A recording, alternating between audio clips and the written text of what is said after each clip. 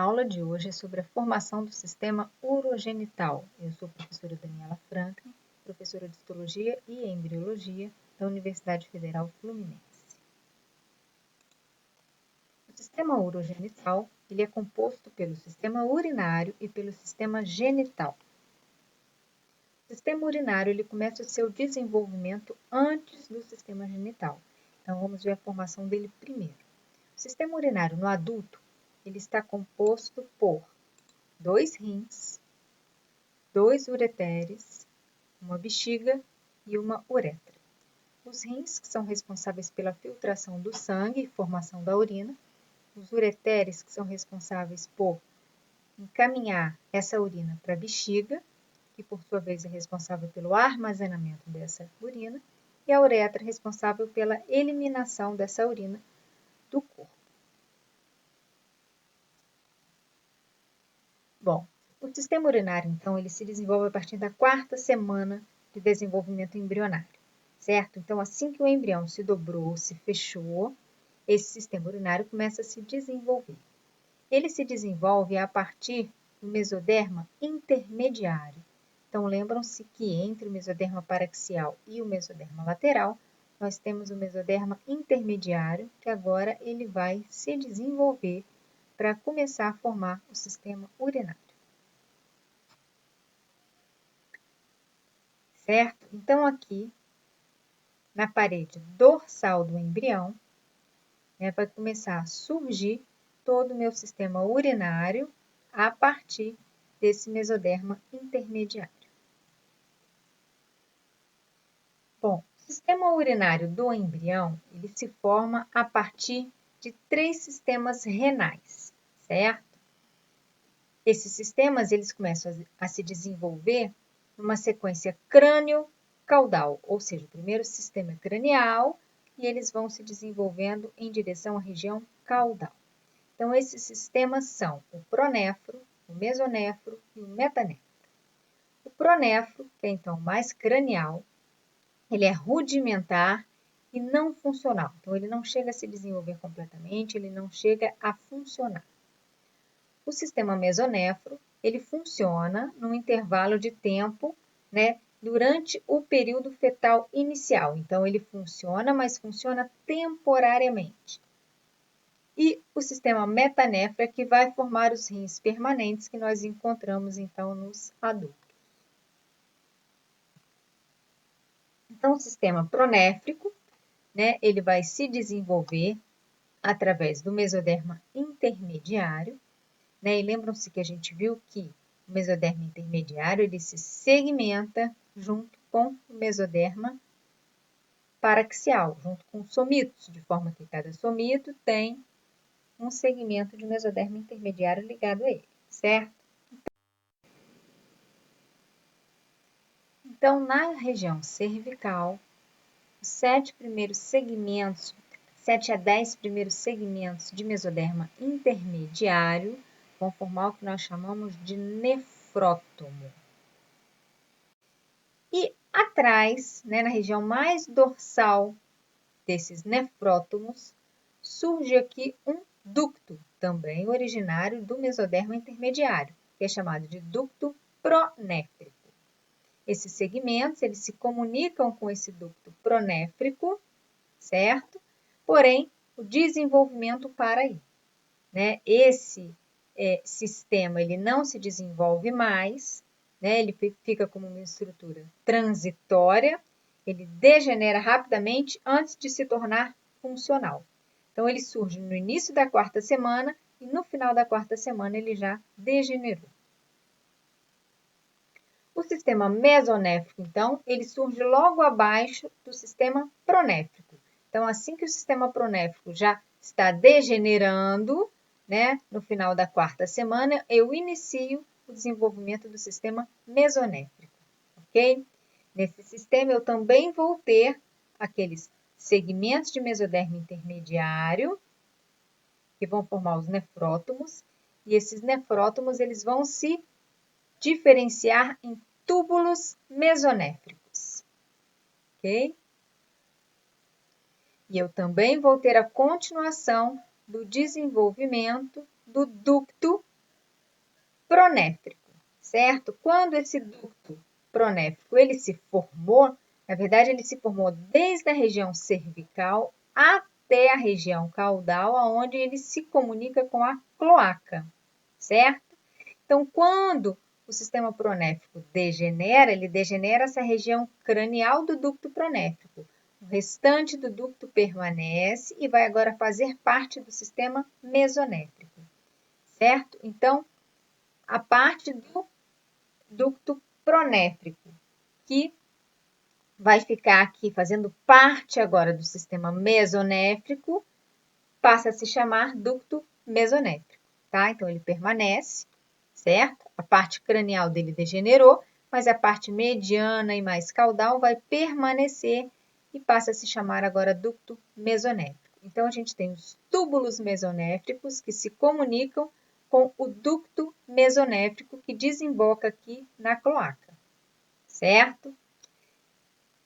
Esse sistema mesonéfrico ele vai funcionar até a formação dos rins permanentes, tá? Ele se inicia nos segmentos torácicos superiores e vai até os lombares superiores.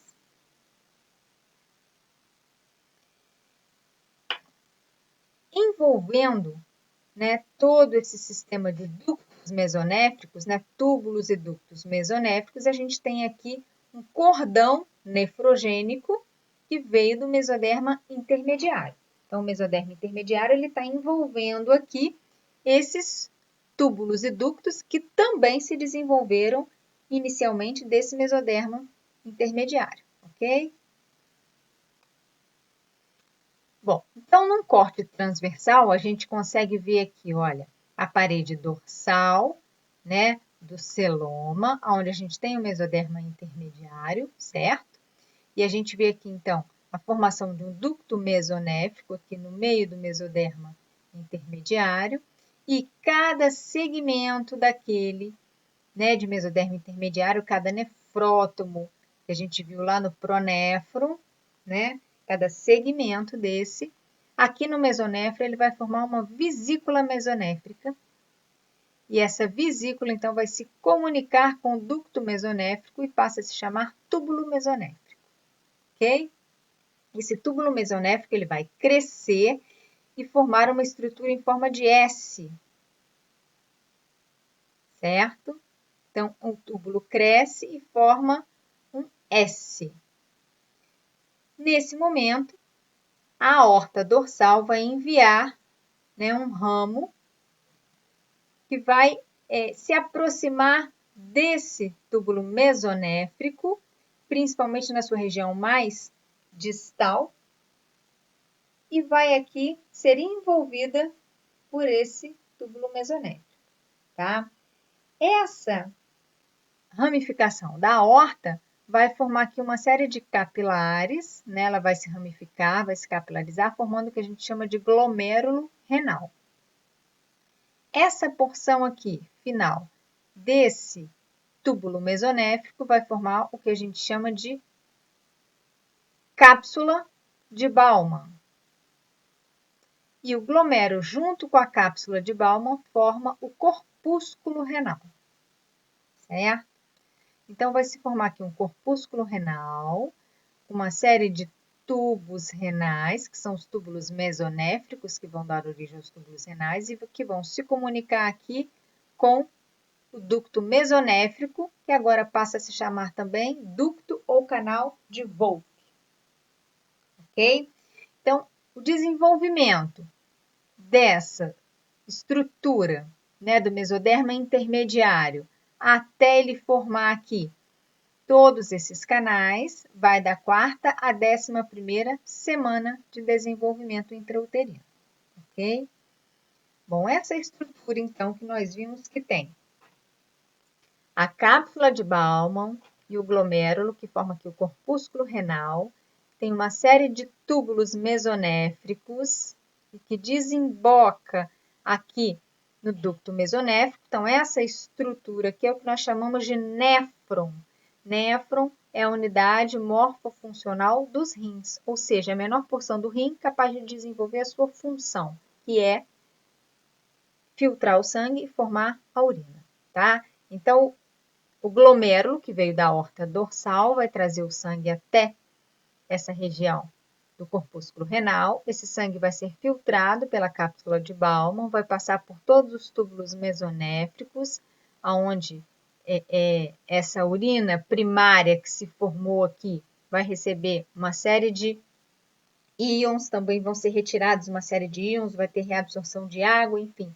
Essa urina vai sofrer uma modificação até ela ser liberada aqui no ducto mesonéfrico, por onde então ela vai sair do rim, passar pelo ureter e chegar até a bexiga, ok? Então, o mesoderma intermediário vai formar aqui o néfron e o ducto mesonéfrico ou canal de Wolff, tá?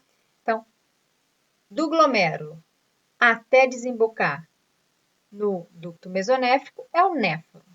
Então, toda aquela vesícula, né, com glomérulo, vai formar aqui o néfron. E o ducto mesonéfrico ou canal de Wolff vai formar aqui o túbulo coletor, tá? Esse túbulo coletor, ele vai coletar a urina de vários néfrons que vão se formar aqui e vai, então, levar essa urina até a pelve renal e vai desembocar na uretra, certo? Então, todos esses componentes aqui vieram de mesoderma intermediário. Ok? Então, a gente está vendo aqui, olha, o mesonéfro, né? O pronéfro já degenerou.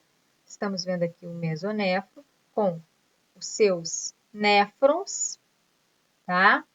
E envolvendo esse néfron, o cordão nefrogênico, né? Formado por esse mesoderma intermediário também, que vai formar aqui tecido conjuntivo, né? Onde vai chegar a vascularização, inervação, né? Tudo que envolve esse néfron dentro do sistema mesonéfrico, tá? Então, a gente está vendo aqui, ó, sistema mesonéfrico, em amarelo, tá?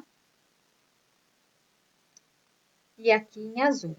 Então, a gente vê aqui, né, na parede dorsal do embrião, formando aqui esse sistema mesonéfrico, ok?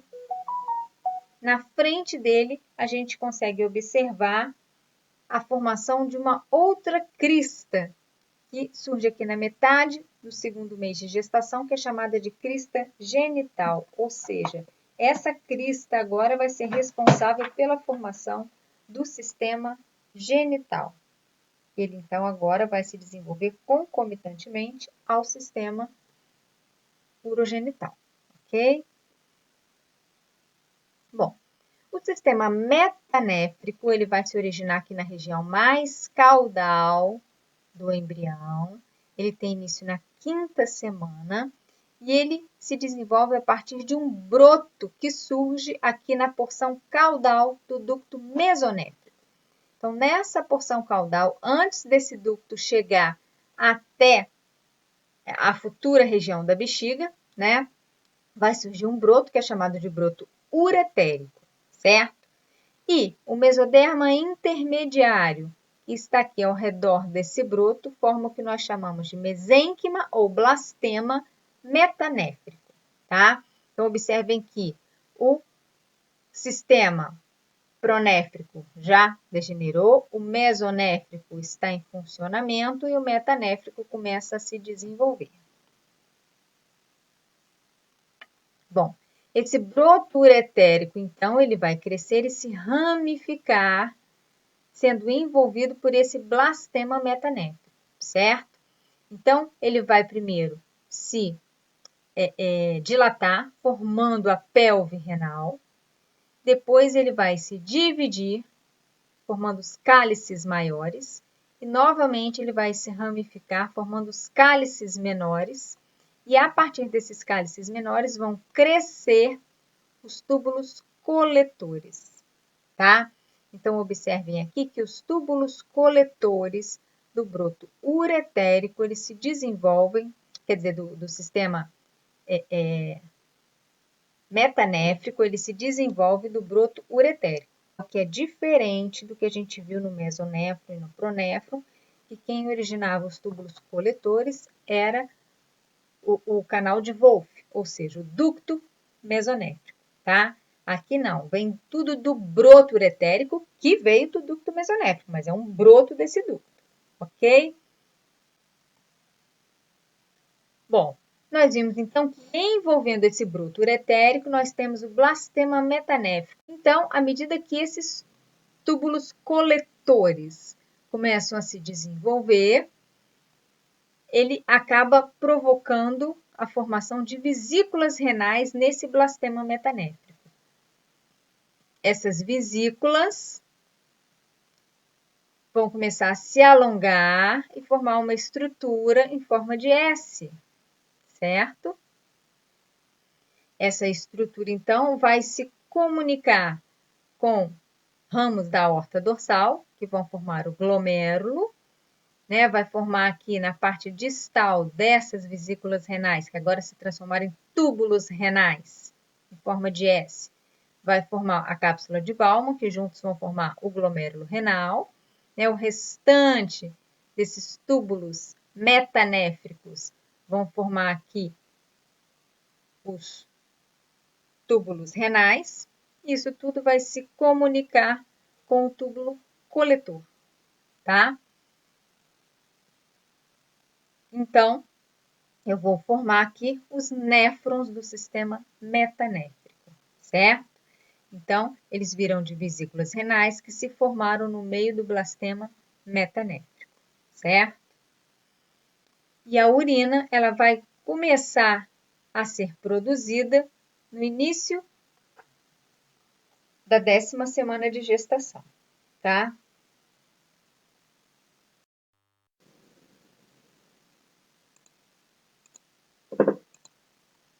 A origem, então, do sistema urinário, né, que é formado por unidades excretoras e sistema coletor, vem de mesoderma metanéfrico e do broto uretral, certo? As unidades excretoras, que formam o néfron, vêm do mesoderma metanéfrico, aquele blastema metanéfrico, né?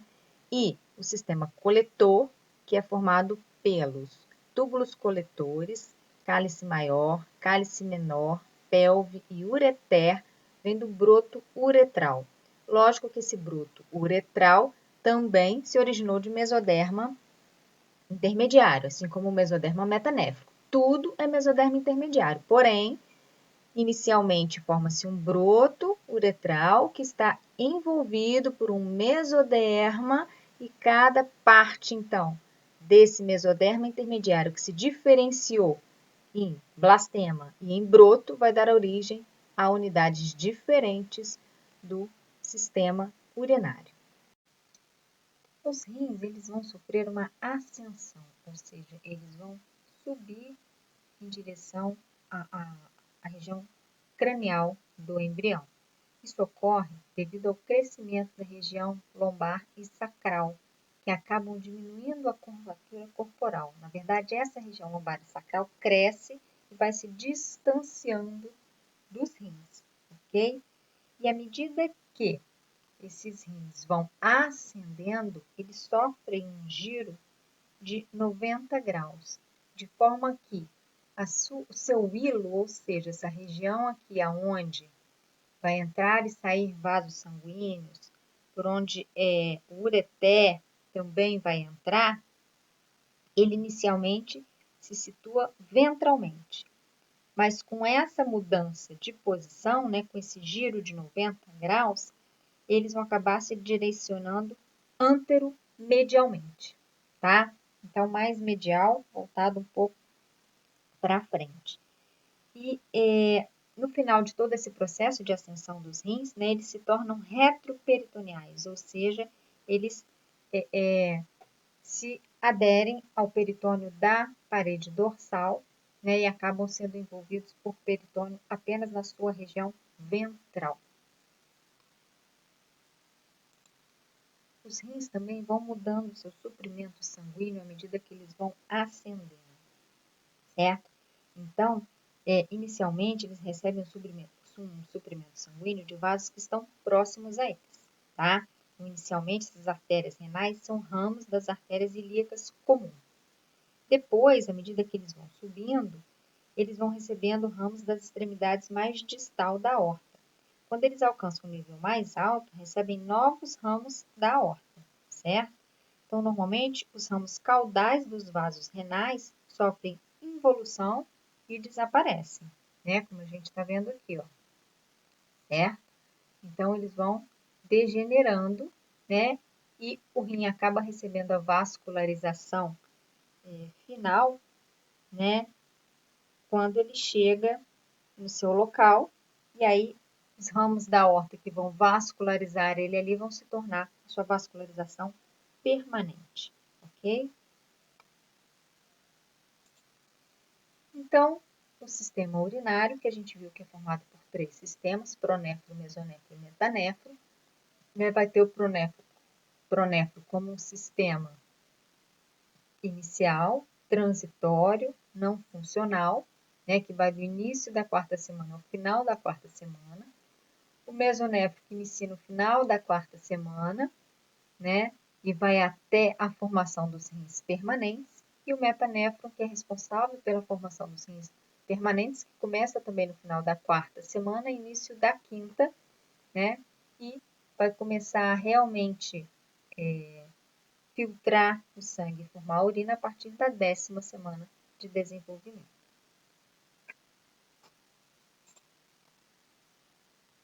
Bom, vimos então a formação dos rins, agora vamos ver a formação da bexiga e da uretra, certo? Bom, nós vimos que no intestino posterior, né, a gente tinha aqui no final uma cloaca, né, onde eu tinha a comunicação do intestino posterior e a comunicação do alantoide, certo? Vimos que surgia um septo uroretal que crescia em direção à membrana cloacal e queria dividir essa cloaca em reto e ânus e em seio urogenital, ok?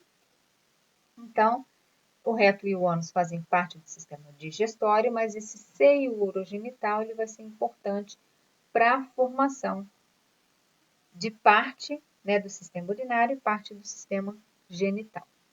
Então, esse seio urogenital ele está dividido em 3 partes, uma parte vesical, uma parte pélvica e uma parte fálica. A parte vesical, mais cranial, vai ser responsável pela formação da bexiga. A parte pélvica, mediana, vai ser responsável pela formação da uretra. E a parte fálica, mais caudal, vai ser responsável pela formação de estruturas do sistema genital, ou seja, o clitóris na mulher ou pênis no homem. A bexiga, né, se comunica com o alantoide, que vai mais tarde degenerar, né, e formar aqui o ligamento umbilical. Na verdade, vai formar o úraco, que no adulto forma o ligamento umbilical mediano, que liga a bexiga ao umbigo. Bom, então, a região mais cefálica do seio urogenital vai formar ali a bexiga, certo? E chegando nessa bexiga, a gente tem os ductos mesonéficos que vão desembocar aqui. E próximo ao local onde eles vão desembocar, a gente tem aqui o broto uretérico, que vai dar origem aos rins permanentes, certo? Bom, à medida que a bexiga vai se desenvolvendo, ela vai absorver parte desse ducto mesonéfico, ou seja, ela vai envolver esse ducto e esse ducto vai passar a fazer parte da bexiga, formando o que a gente chama de trígono vesical. Tá? Então, esse trígono vesical, ele veio aqui do ducto mesonéfrico, ok? Bom, e com isso, o ducto mesonéfrico e o broto uretérico vão desembocar na bexiga separadamente, porque essa parte aqui, aonde era única, ela foi incorporada pela bexiga, tá? Com a ascensão dos rins, esse broto uretérico, né, que na região entre bexiga e pelve renal vai formar a uretra, vai formar o ureter, né? Com a ascensão, então, dos rins, esse ureter, ele vai se tornar mais cefálico do que os ductos mesonéfricos, ok? Esses ductos mesonéfricos, no homem, vai formar os ductos ejaculatórios. Por quê? Porque aqui ao redor deles, mais tarde, vai formar a próstata, tá? E na mulher eles vão degenerar, não vai formar nada, certo? Bom, então, a gente viu que a bexiga, a maior parte dela vem do seio urogenital, e o seio urogenital, então, ele é formado por endoderma, certo? Porque a gente viu que a cloaca, né, a parte anorretal, o canal anorretal, a cloaca, o alantoide, tudo isso está formado por endoderma, certo? Então, o seio urogenital, ele é revestido por endoderma. Então, como ele forma a maior parte da bexiga, né, a bexiga, então, vai ter aqui a maior parte dela formada por endoderma. Porém, uma pequena parte, né, aquele trígono da bexiga, ele foi formado a partir dos ductos mesonéfricos que foram incorporados à bexiga e que vieram de mesoderma intermediário. Então, a bexiga, ela se origina, a maior parte do endoderma, mas ela tem uma pequena parte que vem de mesoderma intermediário. A uretra se origina da parte pélvica do seio urogenital. Também está revestida por endoderma, que forma o seu epitélio, e pelo mesoderma visceral, que vai formar tecido conjuntivo, músculo, que envolvem esse epitélio. A uretra ela vai comunicar, então, a bexiga ao meio externo. A uretra, no final do terceiro mês, né, o epitélio da uretra, ele começa a se proliferar. No homem, ele vai formar a próstata, que vai envolver ali aqueles ductos mesonéfricos que vão formar os ductos ejaculatórios. E na mulher, vão formar as glândulas uretrais e parauretrais que desembocam na uretra. Então, vimos o sistema urinário, né? Vimos a formação dos rins, do ureter, da bexiga e da uretra. Agora vamos ver a formação do sistema genital. Então, inicialmente, o sistema genital, tanto masculino quanto feminino, se formam da mesma maneira, tá? Então, na frente da crista, que vai formar o sistema urinário, né, na frente da crista renal, vai se formar aqui novas cristas, né, pela proliferação de mesoderma intermediário, que são chamadas de cristas gonadais, tá? Essas cristas gonadais, elas vão receber células germinativas que vieram de outro local do embrião, certo? Bom, células do epiblasto, localizadas ali próximas do alantoide, vão se diferenciar em células germinativas primordiais e vão ali se misturar junto com o endoderma dessa região. Isso ainda antes da quarta semana, lá pela terceira semana de desenvolvimento, tá? Chega na quarta semana, esse embrião vai sofrer então o dobramento, né? E essas células que estavam aqui próximas ao alantoide vão começar a migrar para essas cristas gonadais que estão em desenvolvimento, certo? Quando chega na quinta semana, essas células germinativas chegam até essas cristas gonadais e na sexta semana elas são incorporadas, né, ao epitélio que está se desenvolvendo aqui nessa região, tá? Então, as células germinativas, tanto masculina quanto feminina, elas são de origem epiblástica, tá?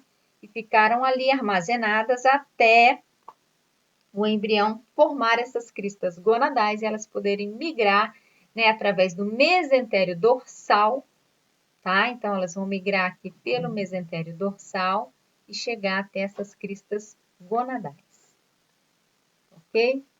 Bom, o que vai acontecer aqui? O epitélio celomático, porque aqui é o celoma, né, intraembrionário, que formou aquela cavidade primitiva do embrião, certo? Então, o epitélio aqui desse celoma, que também veio de mesoderma intermediário, ele vai se proliferar para dentro desse mesoderma intermediário e formar o que nós chamamos de cordões sexuais primitivos, certo? Então, por volta da 5ª semana, eu tenho esses cordões sexuais primitivos, por onde essas células germinativas vão migrar e vão passar a fazer parte desses cordões, certo? Observem aqui o desenvolvimento da gônada, ou seja, sistema reprodutor, e mais dorsalmente a gente observa o desenvolvimento do sistema urinário, mais especificamente do mesonéfro, tá? Tá acontecendo tudo ao mesmo tempo. Bom, essa gônada, então, é chamada de uma gônada indiferenciada. Eu não tenho como dizer aqui se esse embrião vai ser masculino ou feminino, tá? A partir da 5ª semana, então, essa gônada vai se desenvolver de acordo com os estímulos que ela vai receber, né, da genética desse embrião. Ou seja, se o embrião for masculino, com XY, esse Y vai acabar fazendo com que ocorra a produção de algumas substâncias que vão interferir no desenvolvimento dessa gônada masculina, tá? Vão fazer com que sejam produzidos hormônios, e esses hormônios vão interferir no desenvolvimento dessas glândulas. Então, a gente tem aqui, né, os cordões sexuais, já com as células germinativas, né? E no caso da gônada masculina, esses cordões sexuais, eles continuam crescendo para o interior dessa crista gonadal, formando os cordões medulares, ou seja, ele vai sair do córtex, ele vai sair da periferia da crista gonadal e vai para o centro, para a medula. Então, vão formar os cordões medulares, ok? Esses cordões medulares, eles vão se comunicar com o sistema mesonéfrico, ou seja, vão se comunicar com os túbulos mesonéfricos e com o ducto mesonéfrico, tá? E aí, então, nessa região, a gente vai ter o sistema mesonéfrico agora fazendo parte do sistema gonadal, do sistema genital, na verdade, né? A formação das gônadas, tá? Então, esses cordões sexuais medulares vão se transformar em cordões em forma de ferradura, né? Eles vão se juntar aqui e vão desembocar apenas no sistema mesonéfrico, né? Então, entre esses cordões e o sistema mesonéfrico, eu vou ter aqui a formação de uma rede de túbulos, que vai formar a rede testicular, tá? Vinda também desses cordões sexuais, né? Ou seja, vinda do epitélio celomático, tá? E essa rede testicular, então, vai desembocar nos túbulos mesonéfricos, que mais tarde vão dar origem aos ductos eferentes e que vão desembocar nesse ducto mesonéfrico, que mais tarde vai dar origem ao ducto epididimal e o ducto deferente, tá? Então, a gente tem os cordões medulares dando origem aos túbulos seminíferos, aos túbulos retos e à rede testicular. Temos os túbulos mesonéfricos dando origem aos ductos eferentes. E temos o ducto mesonéfrico dando origem ao ducto epididimal e ducto deferente, ok? Então, olha, a gente observa aqui o epitélio desse túbulo seminífero, que já tem as células germinativas, tá? E agora vai começar a desenvolver ali as células de sustentação, que são as células de Sertoli, para formar aqueles cordões sexuais, né? Que na puberdade vai se transformar em túbulo seminífero, tá? Então, os cordões testiculares, né? Os cordões sexuais, eles vão ter as células germinativas que vieram do epiblasto e vão ter as células de sustentação que vieram do epitélio celomático, ou seja, vieram dos cordões medulares, tá? E entre esses cordões sexuais, eu vou ter as células de Leydig, que vieram do próprio mesodermo intermediário dessa região, certo? Então, cada célula aqui do testículo tem uma origem diferente. Células germinativas vieram de epiblasto, células de sustentação ou de células de Sertoli vieram dos cordões medulares, né, do epitélio celomático, e as células de Leydig que vieram do mesoderma intermediário, certo? A partir da 8ª semana, essas células de Leydig começam a produzir a testosterona. Então, a gente observa aqui na gônada masculina que a partir do 4º mês vai se formar entre os cordões sexuais e o epitélio celomático uma camada de tecido conjuntivo fibroso que a gente chama de túnica albugínea, certo? Essa túnica albugínea, então, vai enviar septos para dentro do testículo, dividindo ele em lóbulos, ok? Então, esses cordões sexuais se transformam em túbulo seminífero, túbulo reto e rede testicular. Os túbulos mesonéficos dão origem aos ductos eferentes e o ducto mesonéfico ou canal de Wolff dá origem ao ducto epididimal e ducto deferente, ok? Bom, vamos ver agora a gônada feminina. Então, inicialmente, né, eu também tenho a proliferação do epitélio celomático, que vai formar os cordões. Esses cordões vão crescer para o meio dessa crista gonadal, formando os cordões medulares. Eles vão receber as células germinativas que vieram lá do epiblasto, né, na verdade do endoderma, mas que é de origem epiblástica. E até aqui, muito parecido, né, ou idêntico ao masculino. Porém, o que vai acontecer agora é que esses cordões medulares, eles vão se degenerar, eles vão se degradar, ok? E eu não vou ter, então, mais esses cordões aqui no centro do ovário. E vai surgir, a partir de uma nova proliferação do epitélio celomático, novos cordões, que são chamados de cordões corticais, porque eles vão ficar apenas aqui no córtex, na periferia da gônada, tá? Então, vão se formar aqui cordões corticais secundários, né? Porque é uma segunda leva de produção de cordão. E esses cordões, eles vão sofrer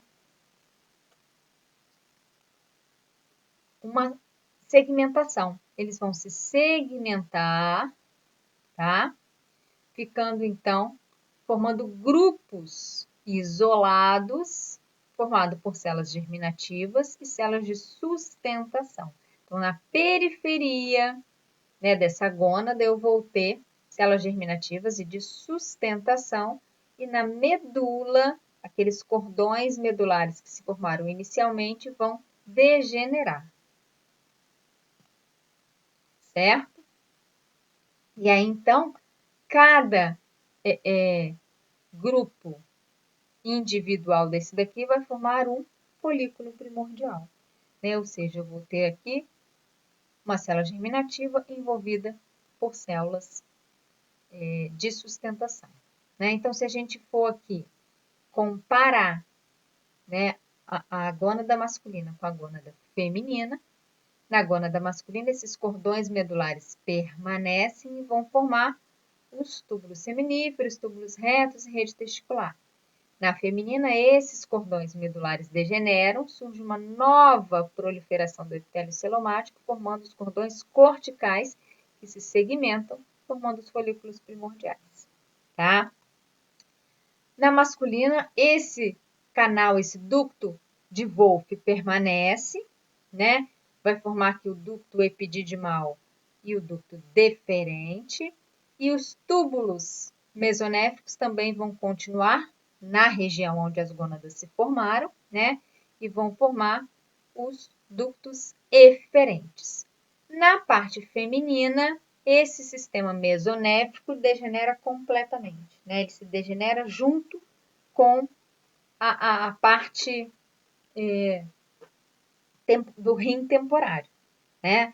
Então, vai desaparecer toda essa estrutura, ela não vai fazer parte nem do sistema urinário, nem do sistema genital do adulto feminino, certo? Então, na mulher, né, os cordões corticais vão se segmentar e formar os folículos primordiais, onde as células foliculares, né, que estão envolvendo a célula germinativa, vieram do epitélio celomático, ou seja, do mesodermo intermediário, e as células germinativas vieram do epiblasto, tá? Aquele nosso ovócito. Certo? Então, vimos a formação do ovário e do testículo, né, das gônadas masculina e feminina. Agora, vamos ver a formação dos ductos genitais. Então, existem dois grupos de ductos que se formam tanto no homem quanto na mulher, né? Um deles são os ductos mesonéfricos, ou canal de Volk, que nós vimos que na mulher é importante para a formação do sistema urinário e no homem é importante para a formação do sistema urinário e reprodutor. E surge agora um novo ducto, né, que veio também de uma invaginação do celoma, tá? Então, o epitélio celomático ele forma aqui uma invaginação que se fecha e forma um novo ducto aqui que é chamado de ducto paramesonéfrico. Ele é mais ventral do que o ducto mesonéfrico, tá? Também chamado de ducto de Miller. Então, ó, o ducto de Miller ou paramesonéfrico é esse que está aqui em azul, tá? Ele vem numa invaginação longitudinal do epitélio celomático. Ele se abre para a cavidade abdominal como um funil, certo? Ele tem uma região caudal que atravessa o ducto de Wolff e um ducto de um lado se encontra com o ducto do outro e eles se inserem na parte posterior, né, na parte de trás do seio urogenital, tá? Juntos, certo? E aqui o canal de Wolff ou ducto mesonéfrico, né, que a gente já viu, que ele vai lá desde do pronéfron até o seio urogenital, onde eles vão desembocar separadamente, ok? Bom, vamos ver primeiro o que acontece com esses ductos genitais no homem, né? Parte masculina. Bom, as células de Leydig se formaram, né, a partir do mesentério intermediário, do mesoderma intermediário, e elas agora vão começar a liberar testosterona que estimula o sistema mesonéfrico a continuar desenvolvido, tá? Então, no homem, o sistema mesonéfrico ele vai permanecer porque ele vai ser importante para formar, né, os ductos masculinos. Ele vai formar o ducto epididimal e o ducto deferente, que vai chegar ali até a próstata, que vai desembocar na bexiga, certo? Bom, e essa testosterona também vai fazer com que as células de Sertoli liberem um hormônio antimileriano, que é chamado de RAM, tá? Hormônio antimileriano, que vai degenerar os ductos paramesonéficos. Então, os ductos paramesonéficos, eles vão se formar no homem, mas eles vão degenerar e não vai dar origem a nada, exceto um apêndice testicular que fica aqui em cima, né? Que seria aquela parte que se abre para a cavidade abdominal em forma de funil, vai permanecer aqui como um apêndicezinho, tá? Isso é um remanescente do ducto de Miller no homem, certo? Mas fora isso, todo ele se degenera, ok? Então, os ductos genitais masculinos, né, eles vão vir do sistema mesonéfrico. né? Os ductos eferentes vêm dos túbulos mesonéficos e o ducto epididimal e deferente vem do ducto mesonéfrico, ok? Bom, assim que os testículos se formam, eles vão sofrer uma migração, ou seja, eles vão sofrer uma descida para a região onde vai formar o saco escrotal, tá? Então, na frente, né, na região mais caudal desse testículo, vai formar aqui uma matriz extracelular, vai formar uma substância acelular viscosa que a gente chama de gubernáculo. É como se fosse uma substância que vai dar a direção desse testículo, para onde ele tem que se deslocar, certo? E no celoma, né, nessa cavidade peritoneal aqui, vai se formar aqui na frente do gubernáculo uma invaginação que a gente chama de processo vaginal, tá? Então, esse testículo ele vai descendo, né, a partir desse gubernáculo, em direção à região que vai formar aqui o saco escrotal.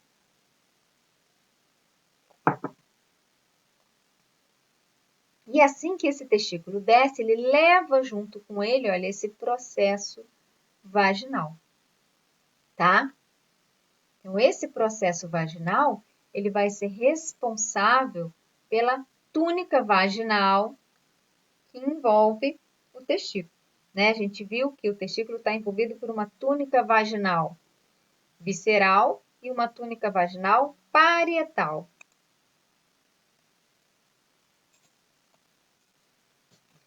Então, o testículo ele vai migrar, vai passar pelo canal inguinal e vai entrar aqui no saco escrotal. E vai trazer junto com ele esse processo vaginal, ok? Olha lá. Então, o processo vaginal vai vir junto com ele. Depois, na região mais cefálica desse processo vaginal, ele vai desaparecer, né? Ele vai se fusionar e vai formar aqui a cavidade vaginal, onde tem aqui a túnica vaginal visceral e a túnica vaginal parietal, né? Lembram-se das camadas que a gente viu lá no saco escrotal. Quando isso daqui desce, traz todas essas camadas aqui da parede corporal e elas então vão passar a fazer parte do saco escrotal, formando todas aquelas camadas musculares, as túnicas, ok? Então, é importante, né, que esse testículo migre, né, principalmente devido à manutenção da temperatura testicular, que é diferente da corporal. Se ele ficar dentro da cavidade abdominal, ele não vai ter como ter uma temperatura de 4 a 7 graus abaixo da temperatura corporal. Isso vai comprometer a espermatogênese, certo? Bom, pode acontecer do testículo não migrar e aí o homem ter testículo abdominal. Normalmente, esse testículo não se desenvolve completamente, né? Não produz espermatozoide, o homem é estéril, e esse testículo tem que ser retirado porque ele é formado por células germinativas que podem se proliferar e acabar formando um câncer. Os ductos genitais femininos, né? Devido à produção de estrógeno e ausência de RAM, né? Do hormônio antimilleriano, os ductos paramesonéficos, ou seja, os ductos de Miller, se desenvolvem, tá? Então, os ductos de Miller, eles vão permanecer, certo? Aonde ele vai ter várias porções, né? Esse ducto de Miller, ele está dividido em 3 porções. Ele tem uma porção cranial vertical, uma porção horizontal e uma porção caudal vertical. Então, essa porção cranial vertical vai dar origem às tubas uterinas. A porção horizontal também vai dar origem às tubas uterinas. E a porção caudal vertical vai dar origem ao útero e à parte superior da vagina, tá? Lógico, quando a gente observa que o ducto de Miller, a gente já vê, né, que a região aqui onde o ducto se fusionou com outro ducto na região mediana vai dar origem ao útero, certo? Então, na mulher, os ductos de Miller se desenvolvem e o ducto de Wolff, ou canal de Wolff, degenera, tá? Na ausência de testosterona, esse ducto de Wolff, ele vai degenerar completamente. Então, todo o sistema mesonéfrico vai degenerar, o ducto e os túbulos, tá? Vai ficar apenas o broto uretérico com o blastema. Bom, assim que os ovários se formam ali na parede dorsal do embrião, ele também vai sofrer uma migração, certo? Então, vamos formar aqui, ó, eu tenho aqui os dois ductos paramesonéfricos, né, que vão se formar aqui na frente, a região mais ventral do ovário, né, onde está se formando o ovário, certo? E esses ductos, então, inicialmente eles estão separados, mas à medida que a gente vai se aproximando da pelve, vão formar aqui duas pregas pélvicas transversais e que vão se juntar na região mediana, que justamente é onde esses ductos paramesonéficos se fusionam para formar o útero, tá? Com isso, os ovários eles vão sair da parede dorsal e vão vir para uma região ventromedial do embrião, certo? E vai dividir a pelve feminina em duas bolsas, né? A bolsa reto-uterina, que está entre o reto e o útero, e a bolsa útero-vesical, que está entre o útero e a bexiga, certo? E essas pregas pélvicas vão formar o ligamento largo do útero, ou seja, aquele ligamento que prende o útero no meio da cavidade pélvica, ok? Então, os ovários eles também vão sofrer uma migração, assim como o testículo, né? Sofreu uma descida, o ovário sofre uma migração para a região mediana da pelve, ok? Então, nenhuma das gônadas vão permanecer no seu local de origem, que era a parede dorsal do corpo, certo? Bom, então, olha, com a fusão desses ductos paramesonéfricos, eu vou formar aqui o útero, tá? E esse útero, ele é contínuo, né, com o restante do seio urogenital, tá? Então, esse útero, ele se liga aqui, né, os ductos paramesonéficos, eles desembocam aqui nesse seio urogenital. Desembocam é maneira de falar, porque na verdade eles não têm uma comunicação inicialmente, tá? Eles só se ligam um ao outro, mas não tem uma comunicação, ok? Então, assim que esses ductos paramesonéficos se fusionam e se aderem ao seio urogenital, começa a crescer aqui no seio urogenital os bulbos sinovaginais, tá? Esses bulbos, então, vão crescer para cima do seio urogenital, ó, certo? E vai formar o que nós chamamos de placa vaginal. Mais ou menos no 5º mês de gestação, essa placa vaginal, ela se canaliza formando a vagina, certo? E se a gente observar aqui, olha, esses ductos paramesonéficos, eles também vão crescer junto com esses bulbos sinovaginais. Então, a parte superior da vagina, onde a gente encontra aqui aquela invaginação que a gente chama de fornix, né, que está aqui ao redor do colo uterino, isso tudo aqui, a parte superior da vagina, veio dos ductos paramesonéficos fusionados. E o restante da vagina veio do seio urogenital, tá?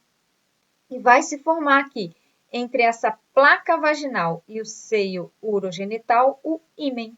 Então, aqui é o local onde começou a proliferar esses bulbos sinovaginais. E daqui para baixo é o local onde a gente tem o seio urogenital, ok? Então, a vagina, ela também é de origem dupla.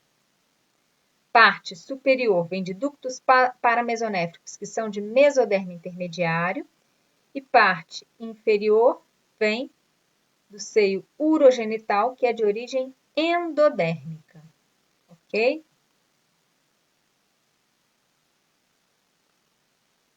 Bom, como eu disse, né, todo o sistema mesonéfrico na mulher vai degenerar, porém ela permanece com alguns remanescentes desse tubo mesonéfrico, certo? Então, olha, o tubo mesonéfrico que degenerou, ele tem uma parte cranial, média e mais caudal, né, digamos assim. A parte cranial, ela permanece aqui como um remanescente, que é o que a gente chama de epóforo, na verdade. E a parte mais caudal também vai permanecer aqui, olha. E a gente chama isso de paraóforo, tá? Então, são dois remanescentes do tubo mesonéfrico que a gente encontra no aparelho reprodutor feminino adulto, onde a gente tem, então, ali no meio do ligamento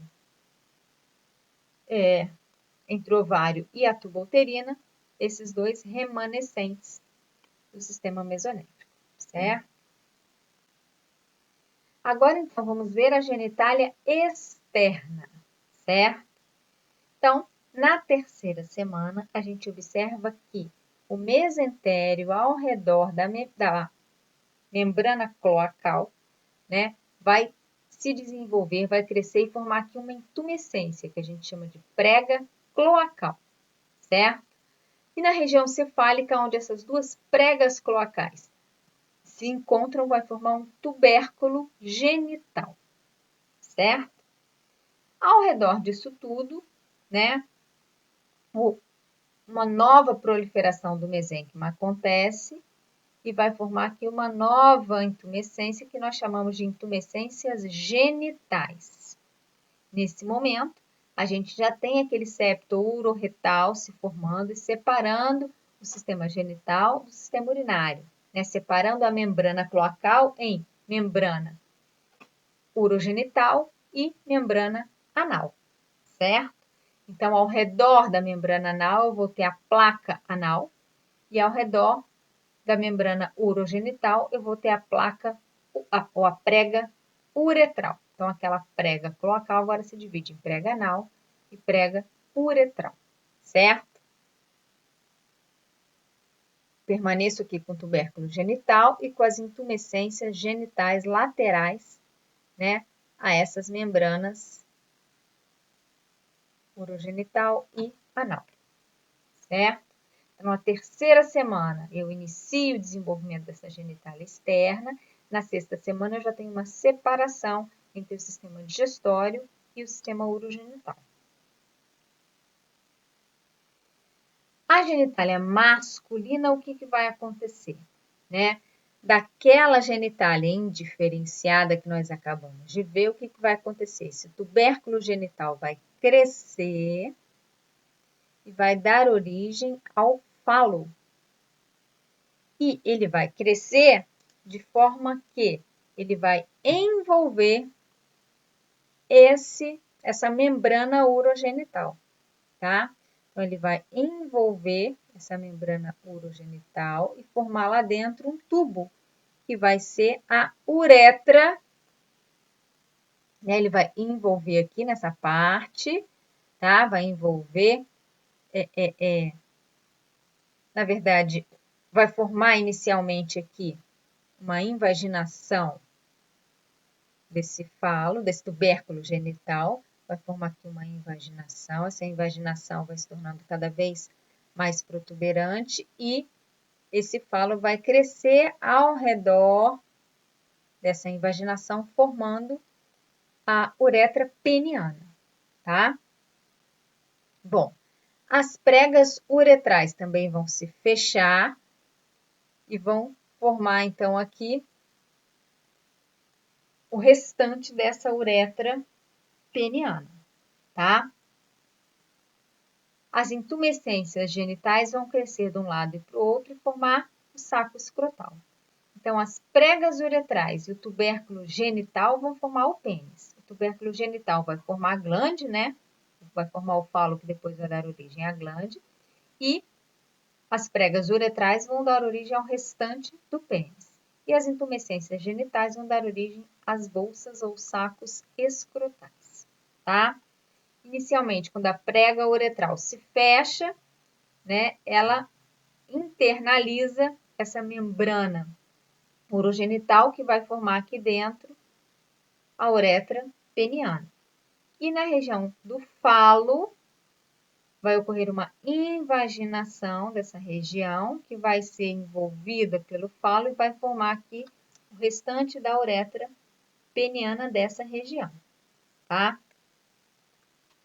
Porém, a parte mais distal realmente da glândula do pênis, né, a uretra não vai se formar. Não vai se formar a partir, né,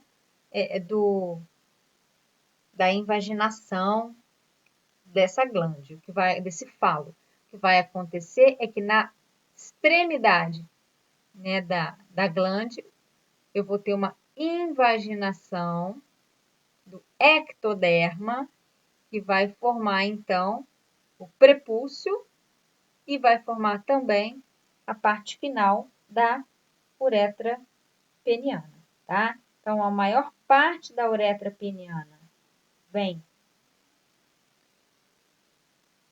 a uretra esponjosa, a uretra prostática, né? A maior parte vem de endoderma, sendo que a parte final vem de ectoderma, porque vem de uma invaginação externa, tá? E a genitália feminina, na verdade, ela permanece como a genitália indiferenciada, onde o tubérculo genital vai dar origem ao clitóris, o orifício urogenital, né, vai se abrir em uretra e o ímen, o canal vaginal, tá? A prega uretral vai dar origem aos pequenos lábios e as intumescências genitais vão dar origem aos grandes lábios, tá? Então, na verdade, o desenvolvimento da genitália feminina é muito menor em relação à genitália indiferenciada do que a masculina. Né? Na feminina, onde forma o clitóris, na masculina forma a glândula do pênis. Na feminina, onde forma o orifício, né? O vestíbulo, na verdade, onde vai se abrir a uretra e o ímen, e formar os pequenos lábios. No homem, os pequenos lábios vão se fechar, e isso tudo vai dar origem à uretra peniana. E as intumescências genitais, que na mulher vão dar origem aos lábios maiores, aos grandes lábios, no homem vai dar origem ao saco escrotal, certo?